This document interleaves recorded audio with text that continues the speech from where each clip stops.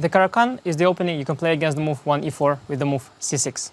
It has a reputation of being a very positional opening. It has been played by some great players of the past, like Anatoly Karpov, Yasser Seiravan, but also the more modern players like Vishy Anand, and even Magnus Carlsen played it in a match for the World Championship title. After d4, d5, we get a starting position. As we can see, black is fighting for the center, and he has his bishop still open. At the same time, he lacks a little bit of space, which is the case in the advanced variation with the move e5. But first, let's look at all the options for white. There are already sidelines on move 2. White can play the move knight c3, d5, knight f3, the two knights variation. Here, black has different ways of playing, most notably two different options, the traditional and the more modern option. The traditional option is to go bishop g4. After h3, white will win the bishop pair, bishop takes f3 and queen takes f3. In return for the bishop pair, black has a very solid pawn structure. He'll play the move e6. He has a fine bishop and very easy development. Some people debate that white has an advantage due to the bishop pair, but it is very hard to say. Instead of the move bishop g4, a very modern way to play it is to take on e4, and after knight takes e4, play the move knight f6. Black does not fear doubling of his pawns. After knight takes f6, e takes f6, he has a very solid structure on the king side, intends to develop the bishop, then castle short, and have a very safe king here. Instead of knight takes f6, white has the option of playing queen e2. Now there are different ways to play, but do not play the move knight bd7, because after knight d6, it will be mate in 1.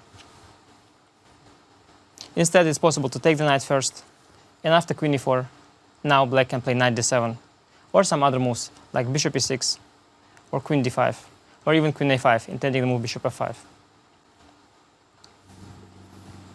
There are also other sidelines on move 2, but the main move is the move d4, putting another pawn into the center. Black goes d5. Now white has a choice. There is a so-called fantasy variation with the move f3. It is pretty rare. Much more popular are moves e takes d5, moves knight c3 or knight d2, they usually transpose, and the move e5. The e takes d5, c takes d5 is a very simple system. We get a Carlsbad structure, black gets to develop his bishop, two knights, and we get a relatively quiet position. Knight c3 and knight d2 are both met with the move d takes e4. Now after knight takes e4, black has three options. There is the old variation of knight d7. This is quite notably played in the game between Deep Blue and Garry Kasparov, the famous last game. But the two main options are the traditional bishop f5 and the modern knight f6. After bishop f5, white usually goes knight g3, hitting the bishop. Bishop returns. White plays knight f3, knight d7, stopping knight e5. And after h4, h6, h5, bishop h7, bishop d3, bishop takes d3, queen takes d3. Black has very good pieces, but after e6, bishop d2, white will castle long. Black usually castles short, and the positions get quite complex. Black can also choose to castle long. That will be a little bit passive as he has less space, but he'll have a safe king. Instead of bishop f5, a modern way to play is the move knight f6. Again, after knight takes f6, black is happy to take with the e-pawn. This position is very complex. It's been heavily debated in the modern games. After c3, which is the main move, bishop d6, white goes bishop d3, castle, and queen c2, attacking the h7 pawn. Now, quite remarkably, after rook e8 check, it's good to develop a rook with a check, knight e2. The main move here is the move h5. A very strange move, pushing the pawn 2 squares from the king, but this is a modern way to play it, and many players, including Magnus Carlsen, have played it, and it has a right to exist.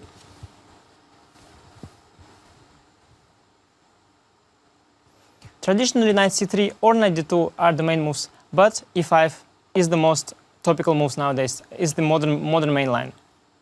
Now again, black has two options to play. He can play the traditional way, develop the bishop, or the modern way, counter-attacking the center with the move c5. After bishop f5, black has excellent pieces. For example, knight f3, e6, he will develop this bishop, these two knights. His bishop is outside the pawn chain. Everything is great, but he lacks a little bit of space. That could sometimes be a problem, and sometimes white gets some advantage here. The move c5, however, is very different. Just like in the French, black starts a counterplay against the center, but keeps the bishop open, which can be useful, for example, after the move knight f3, and black could develop the bishop to g4 and only then play the move e6. This is somewhat risky as black neglects his development, but it has proven to be a decent way to play as well. This is the modern way of playing the Caro-Kann. As we had seen, the Caro-Kann is a positional opening, but it can be played in two ways. It can be played traditionally, much more positionally, but also in the modern way, much more aggressive, but a little bit risky.